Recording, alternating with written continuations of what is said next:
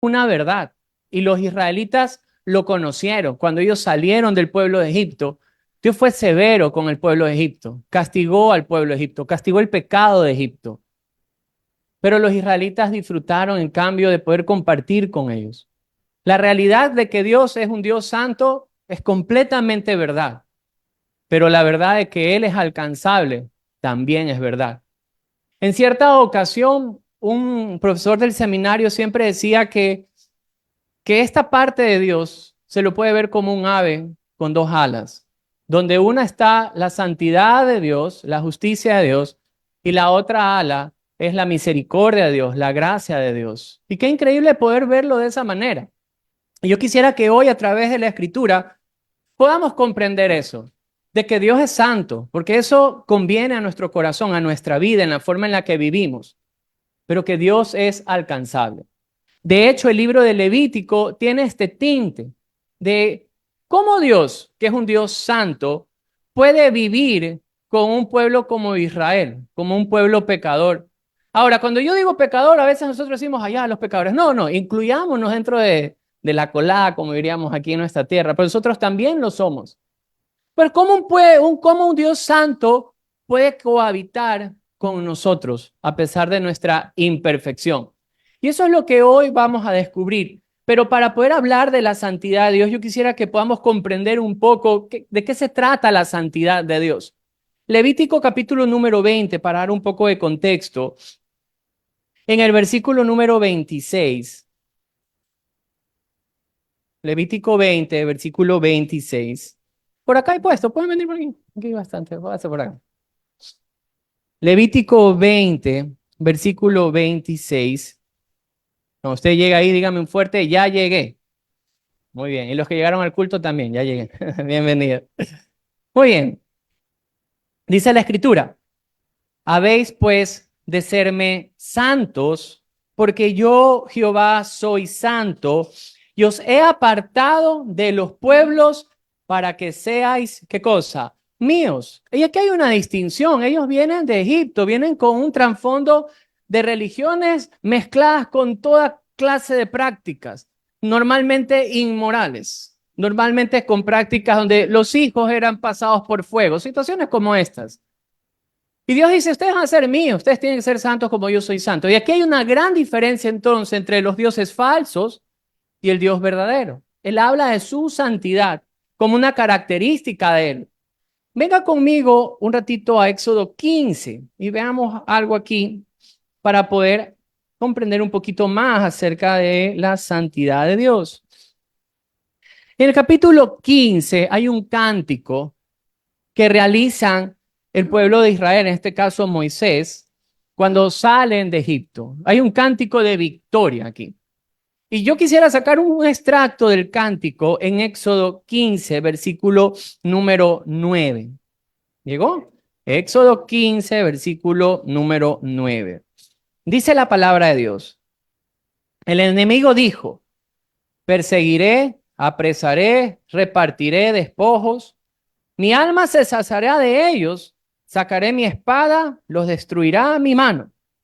Soplaste con tu viento, los cubrió el mar. Se hundieron como plomo en las impetuosas aguas. ¿Quién como tú, oh Jehová, entre los dioses? ¿Quién como tú, magnífico en santidad, terrible en maravillosas hazañas, hacedor de prodigios? Y entonces la santidad de Dios vemos que se asocia con la justicia que Dios aplica al pecado. Dios, siendo santo, tiene que castigar el pecado. Y este es el cántico que saca a relucir Moisés cuando ellos ya van saliendo y describe la forma en la que Dios castigó al pueblo de Egipto.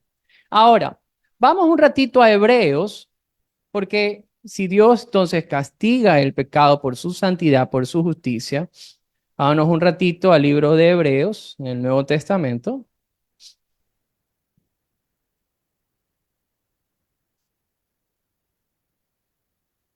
Cuando llegue ahí me dice amén. Yo no he llegado, así que yo estoy 12, Hebreos 12, versículo número 14.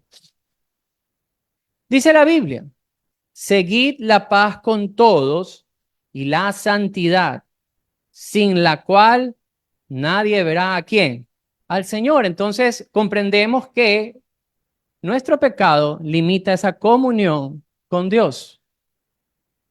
Muchas veces se escucha esa frase, este Dios santo no puede vivir con un pueblo pecador. Inclusive el autor de Hebreos le dice, sin santidad nadie puede ver a quién, a Dios. Y esa es la verdad. Ahora, por eso es que si nosotros vamos un ratito a Isaías, capítulo número 6, acompáñenme a Isaías, capítulo número 6, hay una reacción que a mí me llamó la atención de este profeta, porque él tiene un encuentro con el Señor.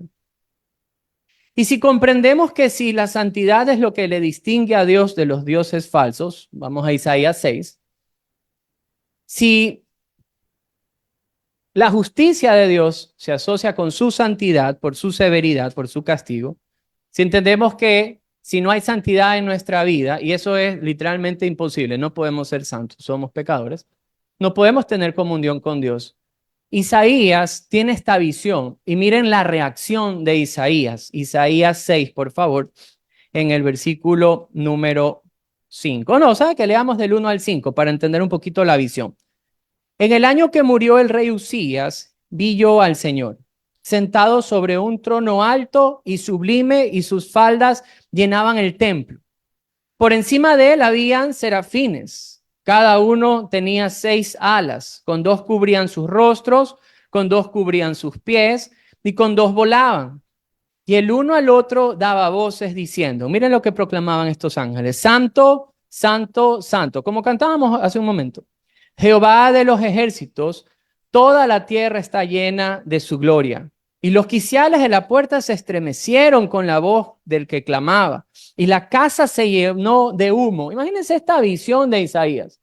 Dios en su trono y los ángeles mismos se tapaban a sí mismos declarando la santidad de Dios. Y los ángeles que estaban ahí se tapaban. Imagínense cómo reacciona Isaías entonces, y el verso 5 dice, ay de mí, que soy muerto, porque siendo hombre inmundo de labios y habitando en medio de pueblo que tiene labios inmundos, han visto mis ojos al Rey Jehová de los ejércitos. Por eso es que él declara esto.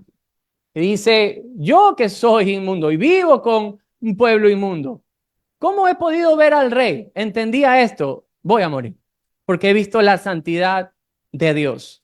Entonces, por eso es que yo hacía esta pregunta, ¿cómo entonces este Dios santo puede vivir en medio de un pueblo pecador y no consumirlos? Y no hacer que haga la misma reacción de Isaías o que caiga fuego. ¿Cómo es posible? De eso se trata Levítico, esa capacidad, ese camino que Dios abre para que podamos tener una relación genuina con Dios. Si yo le haría a usted una pregunta, ¿cuántos de los que hoy están aquí quieren tener una relación genuina con Dios? Yo creo que esa sería, todos diríamos amén, levantáramos la mano, ¿verdad? Pero hoy descubriremos que hay a la manera de Dios, cómo Dios abre un camino para que usted y yo, como seres humanos, podamos relacionarnos con Dios de manera genuina.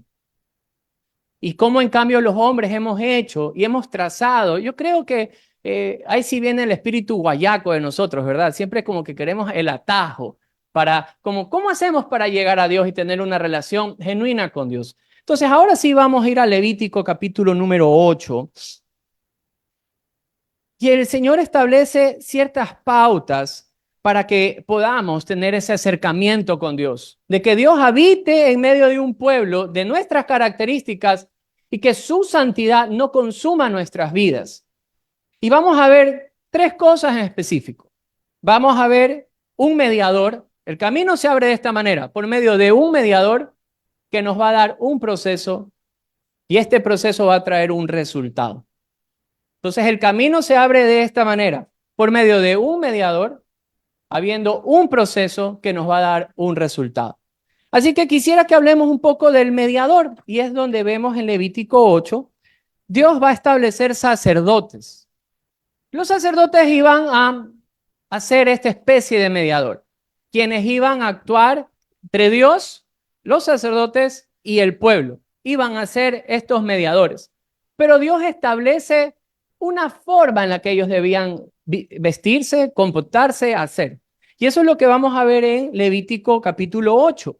Venga conmigo a los primeros 9 versículos. Dice la Biblia: habló Jehová a Moisés diciendo: toma a Aarón y a sus hijos con él, y las vestiduras, y el aceite de la unción, el becerro de la expiación, los 2 carneros y el canastillo de los panes sin levadura. Y reúne toda la congregación a la puerta del tabernáculo de reunión. Hizo pues Moisés como Jehová le mandó, y se reunió la congregación a la puerta del tabernáculo de reunión. Y dijo Moisés a la congregación: esto es lo que Jehová ha mandado hacer. Entonces Moisés hizo acercarse a Aarón y a sus hijos, ¿y qué hizo primero? Los lavó con agua, y puso sobre él la túnica y le ciñó con el cinto. Le vistió después el manto y puso sobre él, ¿qué cosa? El efod, y lo ciñó con el cinto del efod y lo ajustó con él. Luego le puso encima el pectoral y puso dentro del mismo los urim y tumim. Después la mitra sobre su cabeza, y sobre la mitra enfrente puso la lámina de oro, la diadema santa, como Jehová había mandado hacer ¿a quién? A Moisés. Muy bien, entonces aquí vemos a los sacerdotes y vemos el proceso de los sacerdotes. Miren, los procesos y las vestiduras van a hablar a nuestra vida, o sea, tienen un significado. No es que Dios, miren, no es como en nuestro caso.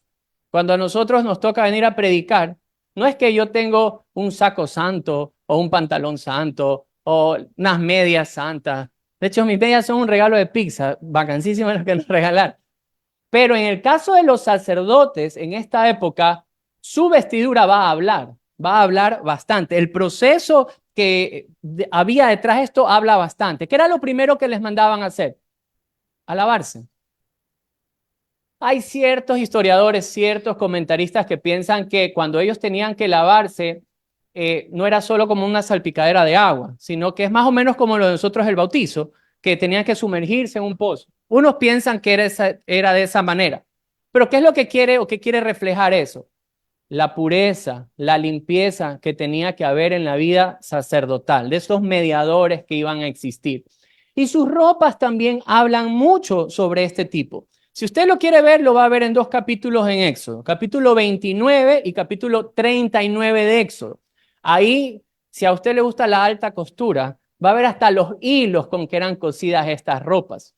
Pero ellos tenían unas vestiduras blancas, les ponían un efod, les ponían un cinto y una mitra que es como un sombrerito blanco, y aquí le ponían una diadema. Esta diadema es la que yo me quiero fijar el día de hoy. Venga conmigo a Éxodo 39. Esta diadema habla bastante, de hecho tiene una escritura. Éxodo 39, versículo número 30. Éxodo 39, verso 30 dice así: hicieron asimismo la lámina de la diadema santa de oro puro y escribieron en ella como grabado de sello. ¿Qué tenía escrito en la diadema? Santidad, ¿a quién? A Jehová. O sea, ellos estaban separados para Dios, para el servicio de Dios. Y ¿saben qué? Aquí hay algo que también descubrimos.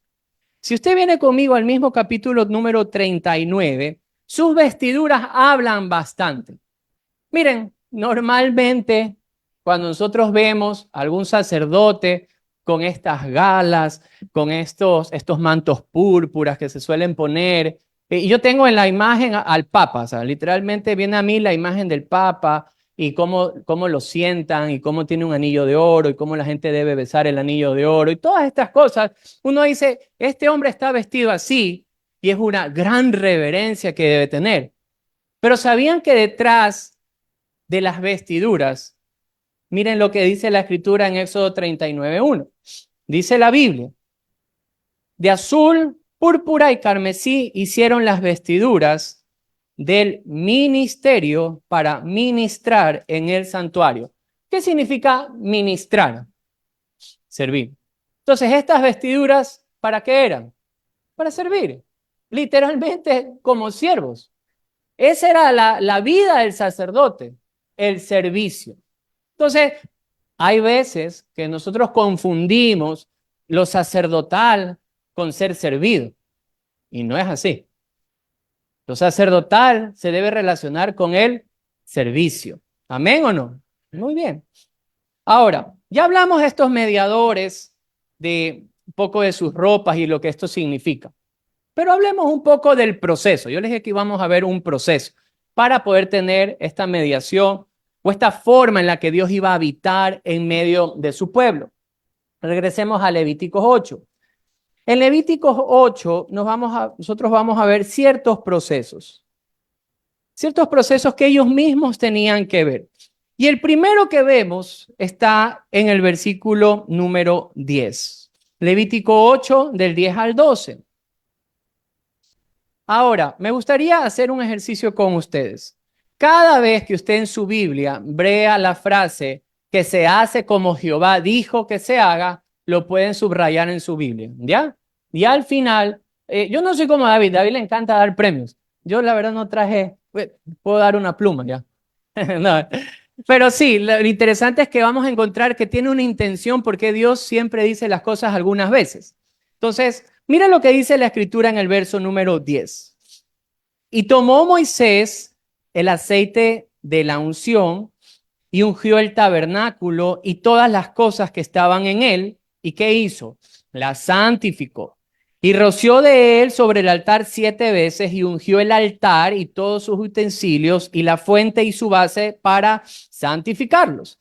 Y derramó del aceite de la unción sobre la cabeza de Aarón y lo ungió ¿para qué? Para santificarlos. Esto de la santificación y el aceite que usted ve que se le unta, en este caso a los instrumentos, era para el uso exclusivo de Dios.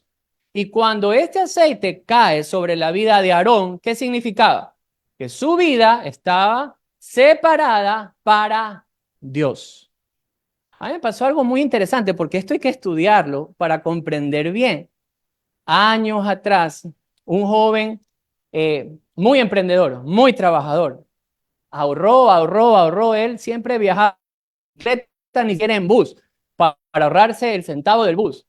Fue tanto su ahorro que un día compró un carro y me dijo, Javier, compré el carro. Yo, chéverísimo. Me dice, oye, pero lo quiero ungir. Ahí sí lo quedé viendo como, ¿qué le pasó?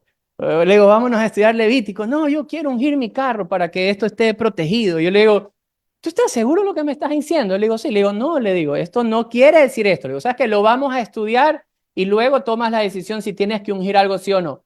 Bueno, se acabó la reunión. Llego al otro día, me dice, Javier, ya ungí el carro. Yo, no, ¿qué hiciste? Le digo, ¿sabes lo que significa lo que acabas de hacer? Claro, pues Dios me protege. Yo le digo, no.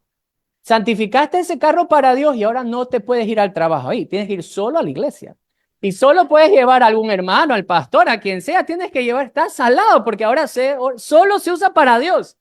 Se arrepintió el hombre. No, es que no entendía lo que estaba realmente haciendo.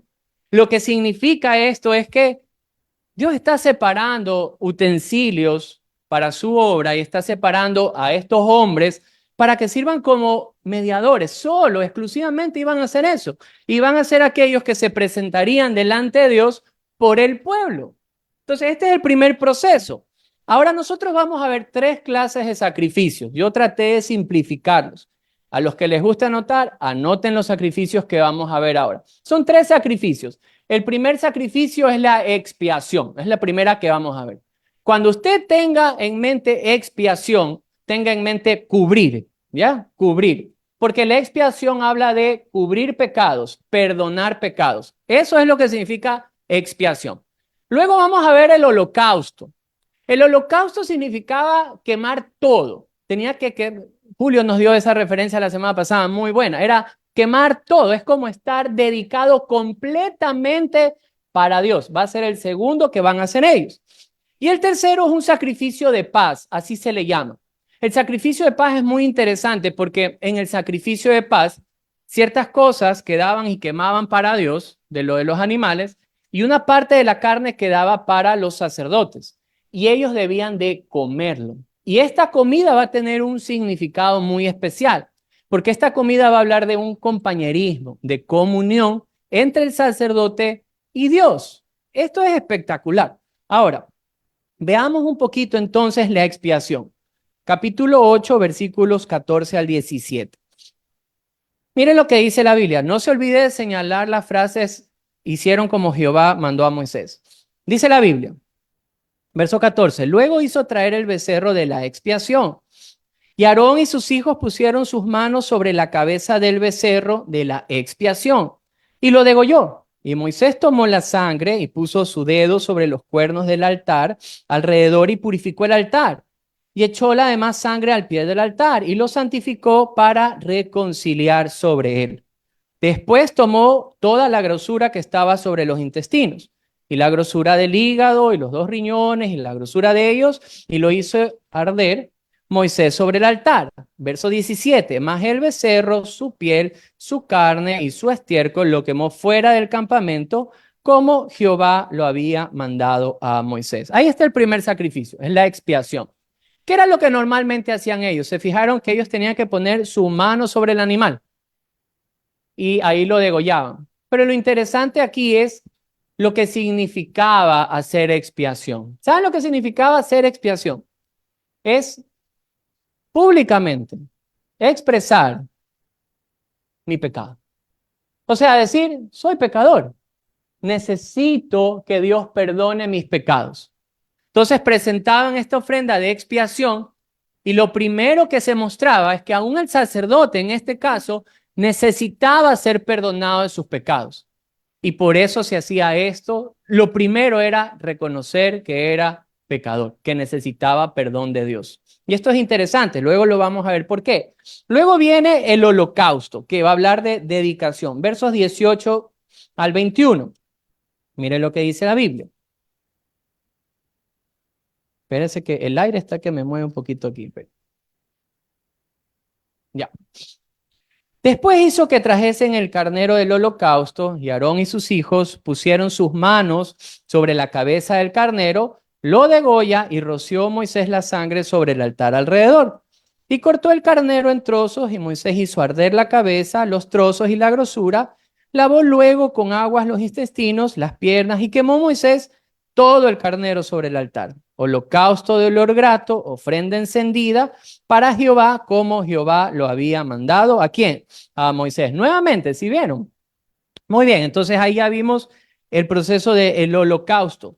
Y esto me gusta porque es la forma de dedicación. O sea, significaba esto, estamos dedicados al Señor. Por eso se quemaba todo, ¿ya? Ahora veamos este sacrificio de paz que habla de compañerismo. Este es uno de los que más me gusta.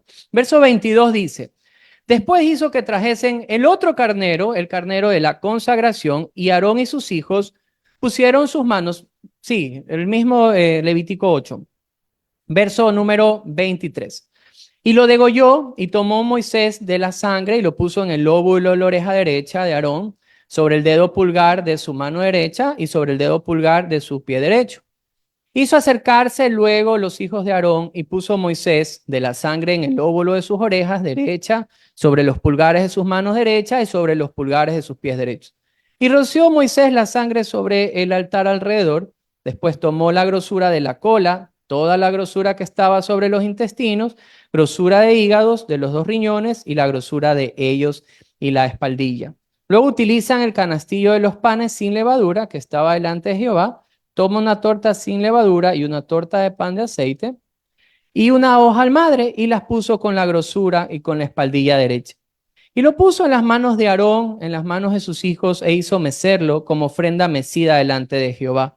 Después tomó aquellas cosas Moisés de las manos de ellos y la hizo arder en el altar sobre el holocausto. Eran consagraciones en olor grato, ofrenda encendida. Ahora bajemos un ratito hacia el verso 31. Y dijo Moisés a Aarón y a sus hijos, hervid la carne a la puerta del tabernáculo de reunión y comedla allí, con el pan que está en el canastillo de las consagraciones, según yo he mandado, diciendo a Aarón y a sus hijos la comerán. Y lo que sobre la carne y del pan lo quemaréis al fuego. De la puerta del tabernáculo de reunión no saldréis en 7 días, hasta el día en que se cumplan los días de vuestras consagraciones. Porque 7 días seréis consagrados de la manera que hoy se ha hecho, mandó a hacer Jehová. ¿Para qué? Para expiarlo. Y a la puerta del tabernáculo de reunión estaréis de día y de noche por 7 días y guardaréis la ordenanza delante de Jehová para que no muráis, porque así me ha sido mandado. Y el verso 36, Aarón y sus hijos hicieron todas las cosas que mandó Jehová por medio de ¿quién? De Moisés. Y me gusta esto porque esto habla, en ese tiempo, el comer con otra persona era símbolo de compañerismo. ¿Ya? Es un símbolo. De hecho, yo creo que el día de hoy es exactamente lo mismo. Ayer yo me reuní con mis hermanos, los predicadores aquí de la iglesia, y tuvimos un gran compañerismo. Primero porque estudiamos la Biblia juntos, pero segundo porque llegó la pizza y qué increíble compañerismo, Dios mío. Voló. Parecía que fuera arrebatada esa pizza. Comían, comían, conversaban. No lo miren, no lo miren, no lo están apuntándolo por ahí.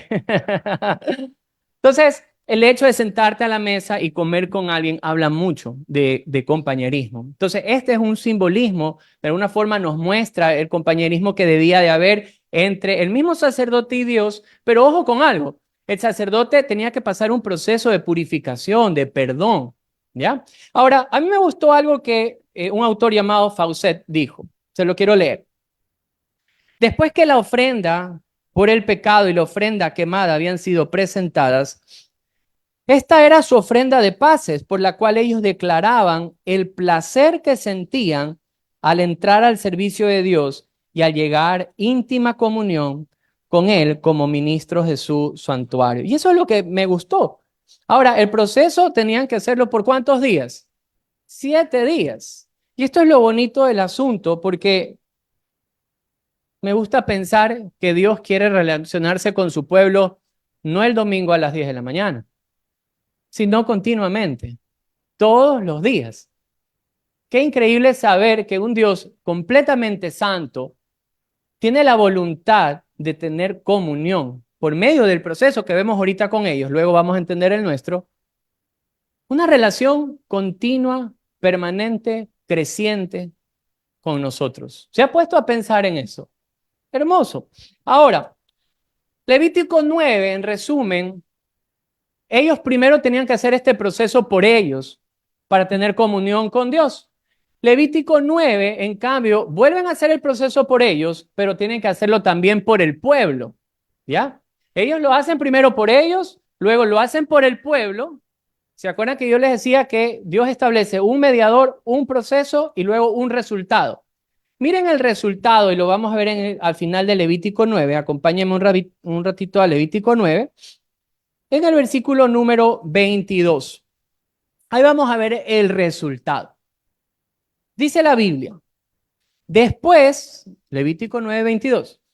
Alzó Aarón sus manos hacia el pueblo y ¿qué hizo? Lo bendijo y después de hacer ¿qué cosa? Expiación, holocausto, sacrificio de paz, descendió.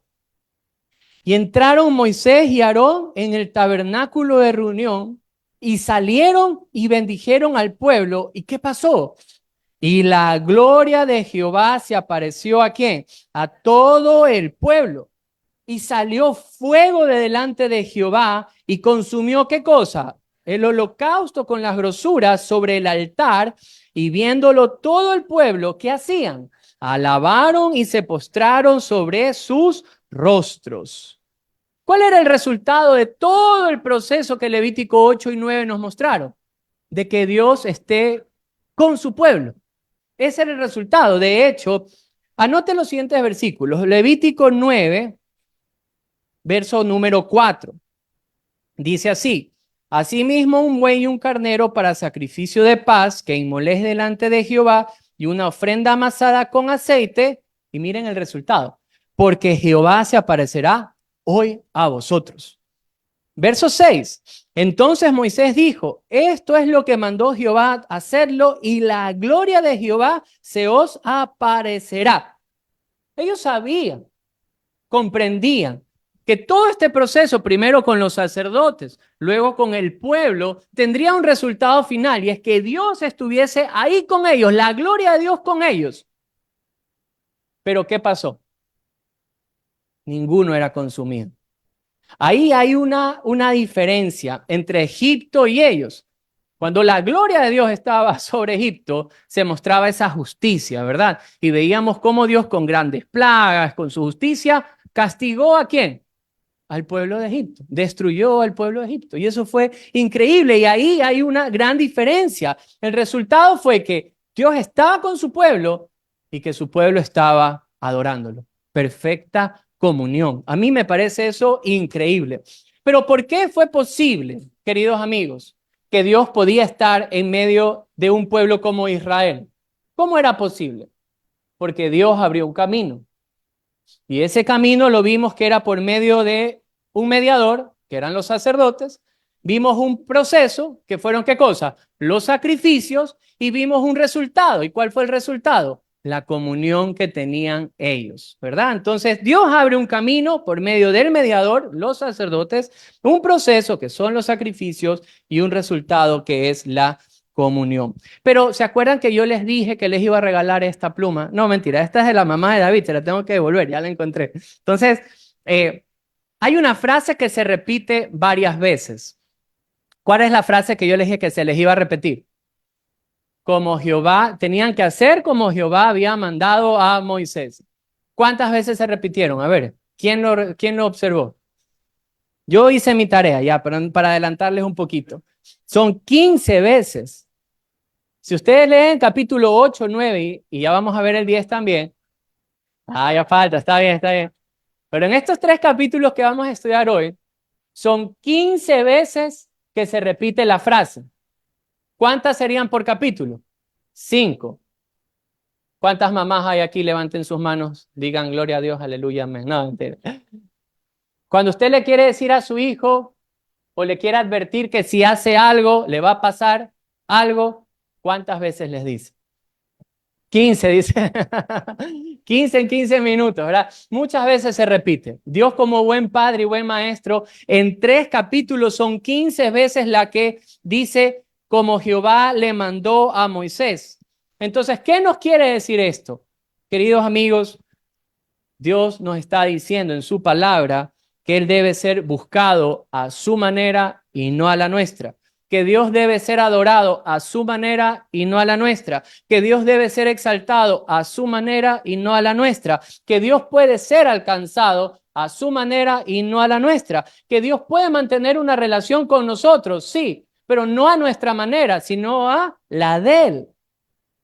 Dios quiere relacionarse con nosotros, pero a su manera y no a la nuestra. De hecho, relacionarnos nosotros los hombres con Dios a nuestra manera ha sido el error más grande que el ser humano ha cometido. De hecho, acompáñenme en Levítico 10 y vamos a ver lo siguiente. Levítico 10 dice lo siguiente, los primeros versículos. Nadab y Abiú, hijos de Aarón, tomaron cada uno su incensario y pusieron en ellos, ¿qué cosa? Fuego, sobre el cual pusieron incienso y ofrecieron delante de Jehová, ¿qué cosa? Fuego extraño que él nunca les mandó. Salió fuego delante de Jehová y los quemó y murieron delante de Jehová. Wow. ¿Qué pasó aquí? Vino el fuego, pero el mismo fuego que hizo los consumió. ¿Se dieron cuenta? Aquí hay un error grave en la vida de estos hombres. Y es que en Levítico 10 nosotros vamos a encontrar un contraste. Un contraste en los hombres que quieren relacionarse con Dios a su manera y los hombres, o en este caso Aarón va a reflejarnos esto, que es un hombre que se relaciona con Dios a la manera de Dios. Y lo vamos a observar. ¿Qué le pasó a Nadab y Abiú? Murieron, consumidos. Pero la Biblia no son los únicos que le pasó algo como eso. Si nosotros nos movemos un ratito a Primera de Samuel, vámonos un ratito a Primera de Samuel. En Primera de Samuel, capítulo número 15, ¿verdad? Vemos ya a un rey que se llama Saúl. Este rey Saúl, Dios lo escoge para ponerlo como príncipe de su pueblo. y sale a la guerra y crece y Dios estaba con él. Pero un capítulo interesante en la vida de Saúl. El capítulo número 15 va a mostrar una guerra que él va a tener y recibe una instrucción del profeta Samuel. Sí, primera Samuel capítulo número 15. Y Samuel le da la siguiente instrucción, verso número 1. Después Samuel dijo a Saúl, Jehová me envió para que te ungiese por rey sobre el pueblo de Israel. Ahora pues, ¿qué le dice? Está atento está atento a las palabras de quién? De Jehová. Mire lo que dice. Así ha dicho Jehová de los ejércitos, yo castigaré lo que hizo Amalek, este es el pueblo que iban a tener guerra, a Israel al ponerse en el camino cuando subían de Egipto. Ve pues y hiere a Amalek y ¿qué? Destruye todo lo que tiene y no te apeades de él. Mata a hombres, mujeres, niños y aún de pechos, vaca, oveja, camellos y asnos. Le dijo, ve y destruye todo. Eso es lo que le dice, ve y destruye todo. Él va a la guerra, efectivamente tiene victoria, pero ¿qué piensan ustedes que como buen guayaquileño, perdón, como buen israelita hizo? No hizo lo que Jehová le había mandado hacer, sino que, verso 7 dice, y Saúl derrotó a los amalecitas desde Ávila hasta llegar a Shur, que es al oriente de Egipto, y tomó, mire lo que hace, toma vivo al rey de Amalek, pero a todo el pueblo mata a filo de espada, y Saúl y el pueblo perdonaron a Agag y a los mejores de las ovejas, del ganado mayor, de los animales engordados, de los carneros y todo lo bueno. Y no lo quisieron destruir, mas todo lo que era vil y despreciable que hicieron, los destruyeron. ¿Cuál fue el resultado de Saúl? Capítulo 15 mismo, versículo número 23. Él va y perdona, hace como él considera correcto, y el verso 23 nos muestra el resultado. Dice la Biblia, porque como pecado de adivinación es la rebelión, y como ídolos e idolatría la obstinación. Por cuanto tú desechaste la palabra de Jehová, él también te ha desechado para que no seas rey. Y ahí sí me gustaría animarle, léase la vida del rey Saúl y la forma en la que él termina no es deseable para ninguno de nosotros. Entonces, este es un hombre que quiere relacionarse de alguna forma con Dios, pero a su manera, no a la manera de Dios, y vemos un resultado, terminó mal. No solamente a Saúl le pasa esto, si usted lee en Hechos 5, va a encontrar la historia de Ananías y Zafira, Nuevo Testamento. Hay muchas veces que decimos, parecería que Dios actuara diferente en el Antiguo Testamento y Nuevo Testamento. No, Él es exactamente igual, Él no cambia. Cuando nosotros vemos Hechos 5, la iglesia decide levantar una ofrenda y las personas empiezan a vender sus casas, sus terrenos y cosas como eso. Y la gente traía todo lo vendido y lo ponía a los pies de los apóstoles y lo repartían según la necesidad. Pero una pareja, Ananías y Zafira, deciden hacer algo. Venden algo y se presentan donde, en este caso, donde Pedro, y le dice, lo hemos vendido en tal cantidad cuando lo habían vendido en otra cantidad. Y traen esto. Usted dirá, pero ¿qué es lo malo si igual trajo la ofrenda? ¿Sabe cuál fue lo malo? Que pensaron que Dios no conocía su corazón, como que podían mentirle a Dios. Entonces se presenta el esposo, se presenta la esposa y los dos mueren, inmediatamente mueren, porque quisieron tentar a Dios, quisieron menospreciar a Dios, poner por debajo a Dios de alguna forma, pretendiendo que podían mentir a Dios. Y eso no es posible. Ahora, hay algo más interesante. Acompáñeme a Corintios, Primera de Corintios. Entonces, en Primera de Corintios, si usted va conmigo al capítulo número 11, también pasa algo aquí cuando la iglesia de Corintio quería tener su compañerismo con Dios y entre ellos de manera diferente. Jesús establece la Santa Cena, un memorial de la muerte y sacrificio de Jesús. Eso es. Y una proclamación de que Jesús va a venir, la Santa Cena. En la época en la que vive la iglesia de Corintio, la hacían de manera diferente a la de nosotros. Se hacía primero en una casa. Bueno, nosotros también hacemos en una casa, ya tenemos cierta similitud, ¿ya? Pero a ellos le llamaban los festines ágapes, o los festines de amor que tenían en este caso. O sea, era con comida. Nosotros también tenemos los 7 minutos de fiesta. Entonces, bueno, ya estamos similares. Pero en este caso era la casa de una persona, esta es la casa de todos. Ahí sí hay diferencia. Bueno, sí es de la casa de la señora Victoria, que es Violeta, que es la que nos alquila, pero ella no viene. Eso es broma, por si acaso. Lo que quiero decir es que era en una casa, normalmente la más grande, invitaban a los hermanos para que vengan y tengan la Santa Cena, coman juntos, pero entre ellos había diferencias, porque unos pensaban que eran de uno, el otro pensaba que era del otro pastor, habían estos roces. Entre ellos había inmoralidad. Y no solamente esto, sino que cuando ellos hacían lo de la Santa Cena, lo hacían con vino del bueno. Entonces empezaban a tomar vino, ¿y cómo creen que quedó? Quedaban tomados. Y ese no es el propósito, no se santifica a Dios al hacer esto. Entonces, cuando esto pasó, mire lo que dice Pablo en 1 Corintios 11:18. Pues en primer lugar, cuando se reúnen como iglesia, oigo que hay entre vosotros, ¿qué cosa? Divisiones, y en parte lo creo. Porque es preciso que entre vosotros haya disensiones para que se hagan manifiestos. Pero bueno, sigamos. Verso 20. Cuando pues os reunís vosotros, esto no es comer la cena del Señor, porque al comer cada uno se adelanta a tomar su propia cena. Hoy día nadie va a salir a los 7 minutos primero a coger. Van a decir, no, yo lo espero al hermano. No, miren lo que hacían es, dicen, cada uno se adelanta a tomar su propia cena y uno tiene hambre y ¿qué pasaba? Y el otro se embriaga. Verso 22, pues no tenéis casa en que comáis y bebáis o menospreciáis la iglesia de Dios y avergonzáis a los que no tienen nada. ¿Qué os diré? ¿Os alabaré en esto? No os alabo. Pero había pasado algo por causa de hacer esto. Verso 27, de manera que cualquiera que comiere de este pan o bebiere de esta copa del Señor indignamente será culpado del cuerpo y de la sangre del Señor. Por tanto, pruébese cada uno a sí mismo y coma así del pan y beba de la copa, porque el que come y bebe indignamente sin discernir el cuerpo del Señor, juicio come y bebe para sí, por lo cual este era el resultado. Hay muchos enfermos, debilitados entre vosotros y muchos mueren, duermen. Queridos amigos, de hecho, esto es algo muy serio. Aprovecho para poder enseñarlo como iglesia.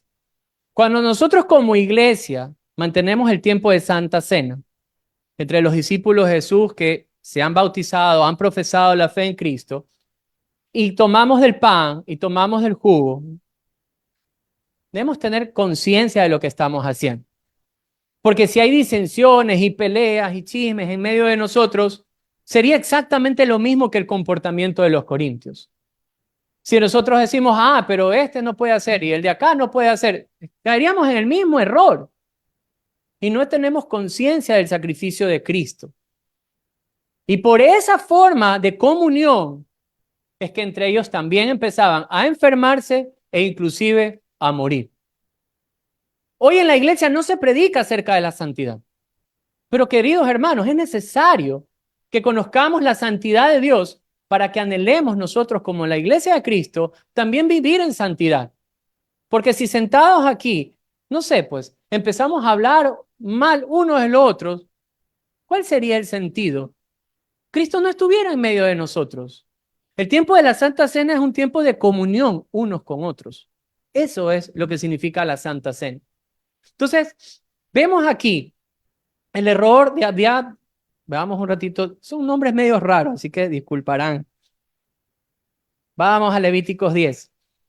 El error de Nadab y Abiú, y el error que vimos en Samuel, el error que vimos también en Ananías y Zafira, en el error que vemos en la iglesia de Corintio, es un error que pasa también con nosotros. Estos personajes, queridos amigos, no santifican a Dios, sino desprecian quién es Dios y la santidad en la que Él es. Nadab y Abiú, queridos amigos, se vuelven un sinónimo de la arrogancia de nosotros los seres humanos, de la forma en la que nosotros pretendemos querer alcanzar a Dios, tener comunión con Dios, pero a nuestra manera. ¿Saben lo interesante de ver la historia de Nadab y Abiú? Dos cosas creen los teólogos, los historiadores. Primero, que como ellos eran los sucesores de Moisés y Aarón, porque primero venía Dios, después Moisés, después Aarón, estaban más o menos así, ellos eran los hijos mayores de Aarón. ¿Qué pasaba si faltaban Moisés y Aarón? ¿Quiénes iban a venir a ser los sacerdotes principales? ellos. Se piensa que por ese orgullo, ¿ya? Y entran y hacen lo que hicieron con el incensario y mostrar fuego extraño, es que Dios los consume. ¿Por qué se piensa que es por ese orgullo? Hay algo que Dios les establece en el capítulo número 10. Venga conmigo un ratito, en el verso número 8. Miren lo que pasó aquí. En medio de la muerte de Nadab y Abiú, Dios les establece una regla clarísima a los sacerdotes. La regla está en el verso 8. Dice así: y Jehová habló a Aarón diciendo: tú y tus hijos contigo no beberéis vino ni sidra cuando entréis en el tabernáculo de reunión, para que no muráis. Estatuto perpetuo será para vuestras generaciones, para poder discernir entre lo santo y lo profano, entre lo inmundo y lo limpio, y para enseñar a los hijos de Israel todos los estatutos que Jehová les ha dicho. ¿Por medio de quién? De Moisés. ¿Por qué Dios en medio de esta muerte les tuvo que haber puesto esta regla?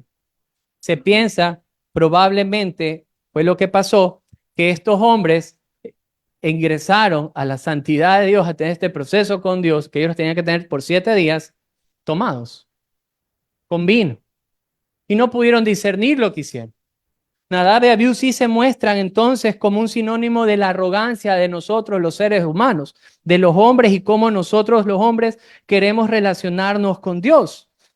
Hablemos de nosotros, tal vez aquellos que me dicen: Javier, yo ya tengo un tiempo en el Evangelio, conozco a Jesús, sí, pero nosotros también caemos en ciertos errores.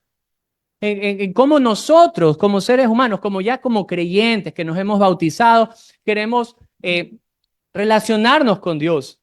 Y hay veces que nos mareamos con esta gracia que Dios nos ha establecido y queremos llevar nuestra vida como nos plazca, nuestra relación con Dios como nos plazca. Y hay muchos ejemplos que podemos poner de nuestra vida cotidiana, como ¿cuántas veces consultamos a Dios por una decisión, por ejemplo? Eso puede ser algo. Estamos tan acostumbrados tal vez a tener esta relación con Dios de que oramos en la mañana, oramos en la noche, pero cuando tenemos que tomar una decisión seria en la vida, cuando tenemos que decidir qué vamos a hacer como familia o como persona, en cualquier ámbito, en el trabajo, en la familia, cuando se va alguien a casar, todas estas cosas, y las hacemos por iniciativa y las arrancamos sin consultar a Dios. Eso también habla de nuestra relación con Dios, en nuestra reacción. Y a veces estamos, sí, mareados con la gracia que Dios nos ha dado y vivimos como cristianos, como libertinos. Y esa es la verdad. Como que Dios no fuera la parte más importante de nuestra vida. Si nosotros hacemos un resumen del libro de los Hechos, ¿saben cómo vivían los primeros cristianos? Cada vez que iban a enviar a alguien, cada vez que alguien se separaba para un servicio, cada vez que querían empezar un nuevo viaje misionero, ¿qué hacían?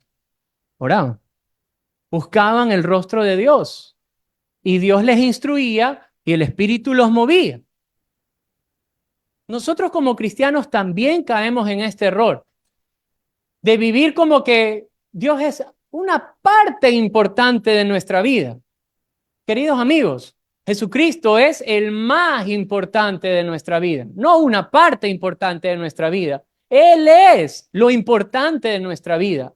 Si somos quien somos, estamos donde estamos o vamos donde vamos, es solamente porque la gracia de Dios lo ha hecho posible. Pero no vivamos mareados de la gracia. Mire, un pensamiento muy común es: Dios en el Antiguo Testamento enviaba fuego del cielo. Hoy no tenemos fuego del cielo. Tal vez eso es verdad. Pero hoy, viviendo en un país que se piensa que es en su mayoría cristiano, tenemos una juventud que prefiere seguir a gente que mata que a gente que predica.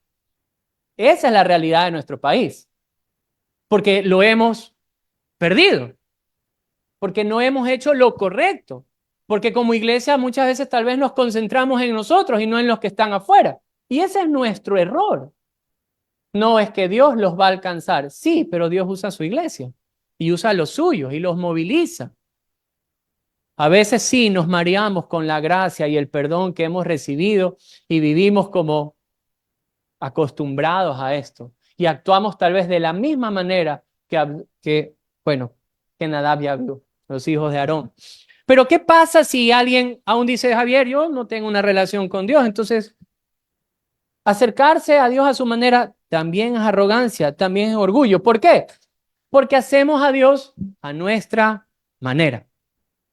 Y ahí es cuando los pensamientos es, no tengo que leer la Biblia, yo hablo con el flaco, porque así normalmente le dicen a Dios. No sé si fue Isaías o alguien, yo no sé si Dios es flaco, no, la verdad, no sé. Él es majestuoso, la verdad. Pero no necesito, no sé, no necesito ir a la iglesia, no necesito que alguien me hable de Dios, no sé, yo hago lo bueno, cuando es Navidad hago sándwiches y reparto a los niños pobres, entonces no necesito, no digo malas palabras, no fumo. Si has escuchado esa frase, nosotros creo mismos le hemos dicho en un momento. Y eso significa que nosotros hacemos a Dios a nuestra manera.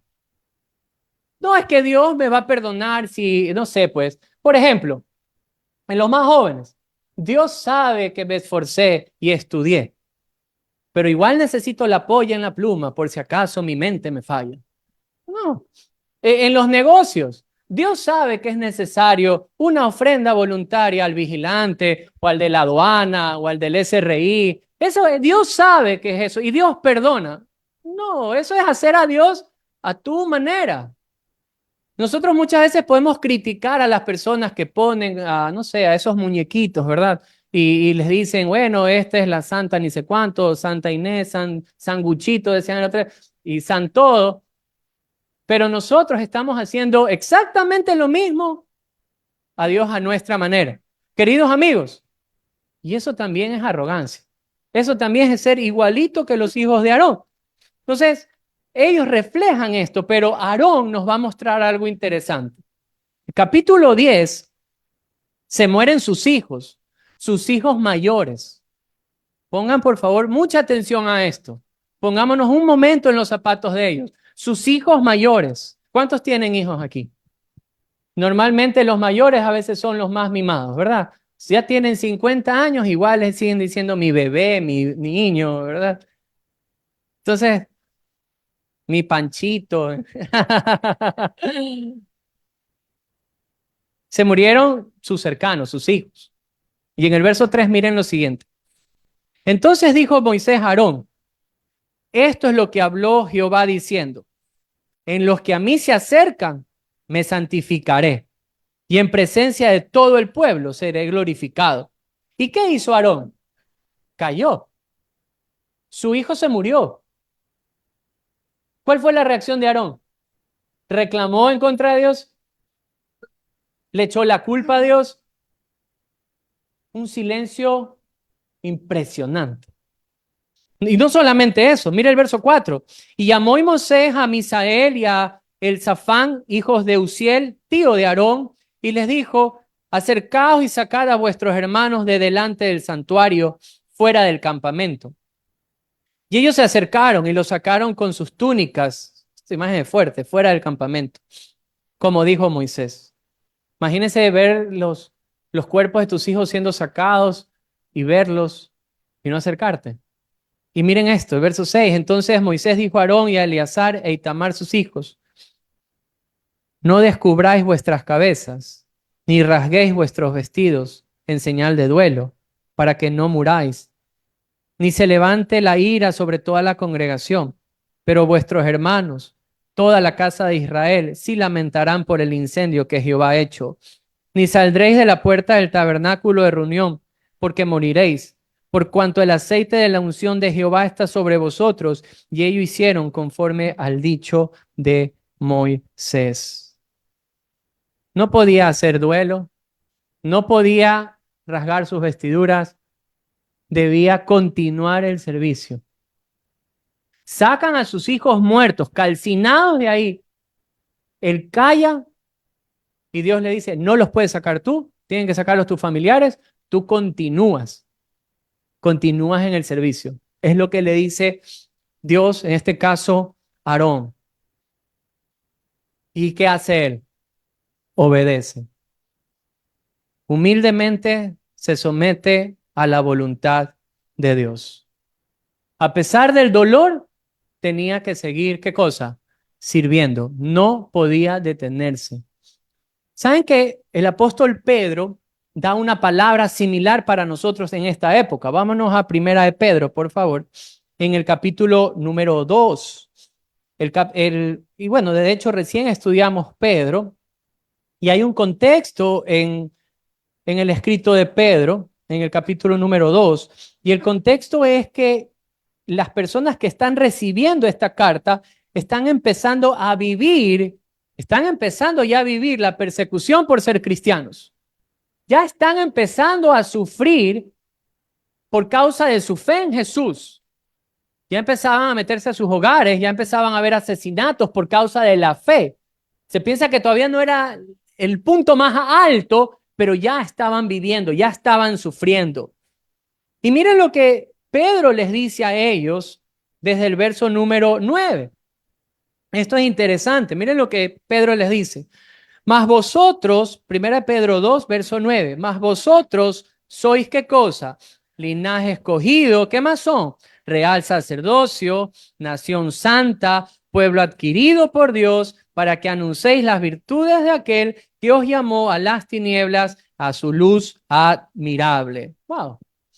Entonces, miren, si nosotros leemos este texto fuera de su contexto, y yo, no sé, me parara aquí, yo les diría a ustedes, queridos hermanos, amigos, ustedes que han depositado su fe en Cristo Jesús, ustedes son real sacerdocio, nación santa, pueblo adquirido por Dios para que anuncien las virtudes de Jesucristo. Yo pienso que usted va a salir erguido, porque soy nación santa, pueblo escogido por Dios. Y es verdad, pero a veces confundimos de que somos real sacerdocio, nación santa, pueblo adquirido por Dios. Él sigue diciendo, ustedes no eran pueblo, ahora sí son pueblo de Dios. Eso es lo que Pedro les dice, pero miren lo que luego les dice en el verso 11. Amados, yo os ruego, como extranjeros y peregrinos, que se abstengan de los deseos carnales que batallan contra, ¿qué cosa? Contra el alma, manteniendo buena vuestra manera de vivir entre los gentiles, para que en lo que murmuran de ustedes como malhechores, glorifiquen a Dios en el día de la visitación al considerar, ¿qué cosa? Sus buenas obras. Por causa del Señor, ¿qué tienen que hacer? Sométanse a toda institución humana, sea al rey, para nosotros presidente, como a superiores, a los gobernadores como por enviados para el castigo de los malhechores y alabanza de los que hacen bien. Porque esta es la voluntad de Dios, que haciendo bien hagáis callar la ignorancia de los hombres insensatos como libres, pero no como los que tienen libertad como pretexto para hacer lo malo, sino que como siervos de Dios. Claro, son linaje escogido, pueblo santo, lo somos, real sacerdocio. Pero si usted es real sacerdocio de Dios, debe vivir como siervo, no de otra manera. Esta palabra no es para inflar el ego de la iglesia, es para bajar los pies a la tierra a la iglesia.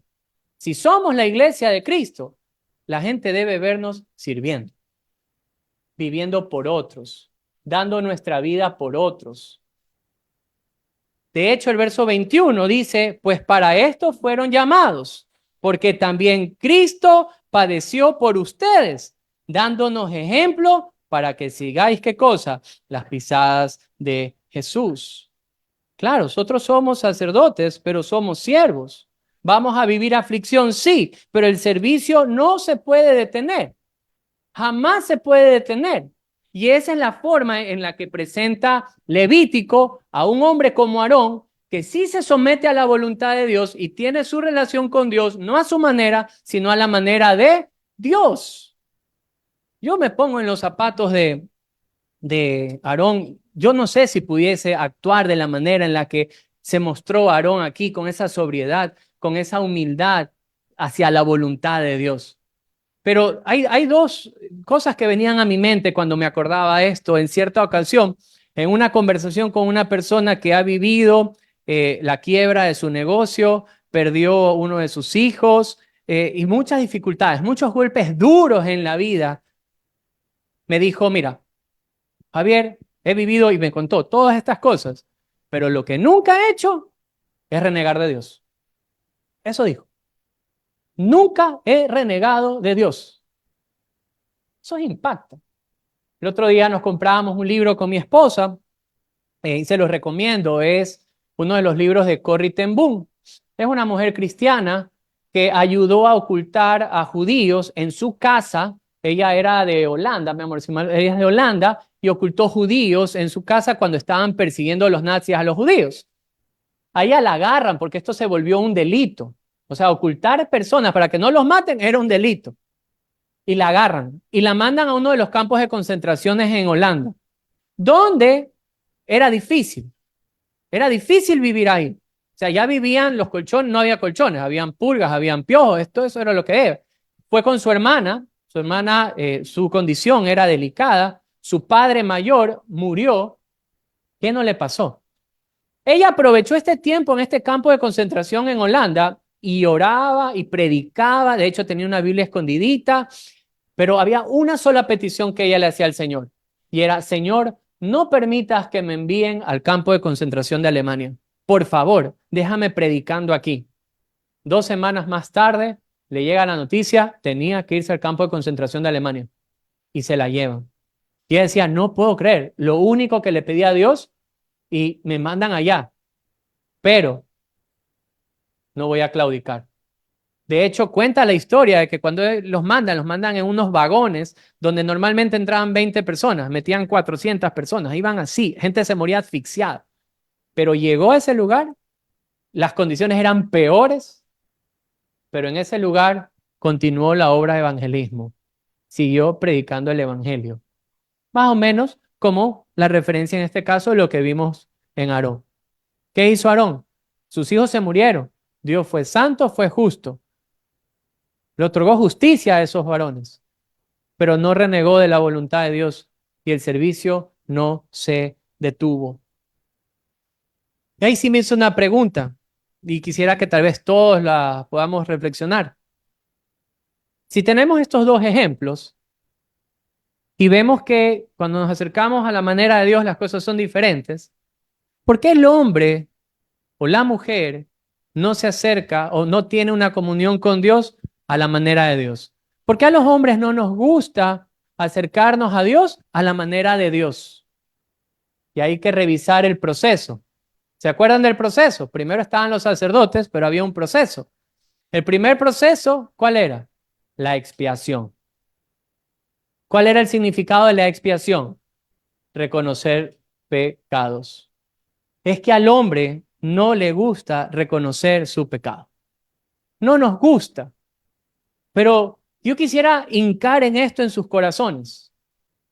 Si Dios ha establecido un mediador, un sacrificio para tener una relación con Él y que su santidad pueda vivir con nosotros y tener aquella esperanza de estar con Dios eternamente sin ser calcinados, sin llegar al castigo eterno por causa de nuestros pecados, ¿por qué no nos acercamos entonces con corazones sinceros a Dios, humildes y decir, soy un pecador? Porque muchas veces el orgullo es lo que puede más en nuestra vida. Pero yo quiero hoy motivar a su conciencia, a dejar cualquier orgullo a un lado y de poner su corazón delante de Dios si usted reconoce que es un pecador. Ponga su confianza en Jesús. Para el tiempo de ellos era con Aarón, eran los sacrificios de bueyes, de cabras, de ovejas. Esa era la forma para los israelitas. Nosotros cambia la cosa. Sí hay un mediador, sí hay un sacerdote, hay un solo mediador. Primera de Timoteo lo dice de esta manera. Venga conmigo un ratito a Timoteo. En Primera de Timoteo, capítulo número 2, versículo número 5.